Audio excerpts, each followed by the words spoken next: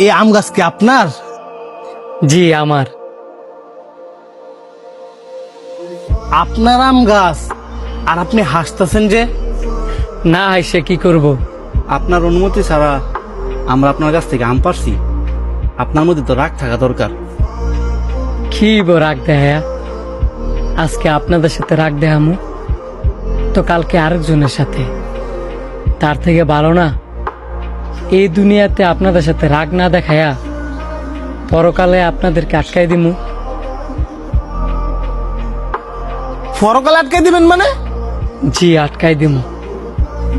জন হাসরের ময়দানে আপনারে আমারে আমাদের সবাইকে কাঠগড়ায় দাঁড় করাইব, তখন আল্লাহ পাককে আমি বলবো, হে আল্লাহ, এরা আমার অনুমতি ছাড়া আমার কাছে আম পারছি, আমার যত পাপ কাজ আছে সব এদেরকে দিয়ে দেন,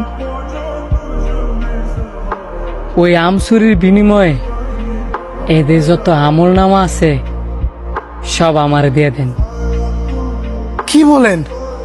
সামান্য এই আমের জন্য আপনি আমাদের সব আমল নামা নিয়ে নেবেন? আমরা আপনাকে আমের বদলে আম দিয়ে দিমু? হাসরের ময়দানে আপনি আম পাবেন কোথায়? ওইখানে তো খেলা হবে আমল নামা। সামান্য আমের কারণে আমার আমল নামা আমি আপনার দিতে পারতাম না। ভাই ধরেন আপনার আম, আপনি আমার মাফ করে দেন। শয়তানের দোকায় পইরা আমরা না বুঝছি একটা পাপ করে লাইছি। আপনি আমগর আমল নামা নিয়ে হাসরের ময়দানে আমগর আটকায় দিয়েন না। এই ধরেন আপনার আম, আপনি আমগর মাফ করে দেন। আপনারা যে আপনাদের ভুলটা বুঝতে পারছেন এটাই অনেক। আর মাফ করার মালিক তো আমি না, মাফ করার মালিক হচ্ছে আল্লাহ। আপনারা যেহেতু আমদি কষ্ট করে পারছেন, এই ধরেন আপনারা খাইয়েন।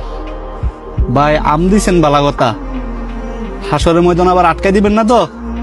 আরে না যান, আর ফাললে মানুষের থেকে বইলা খাইবে।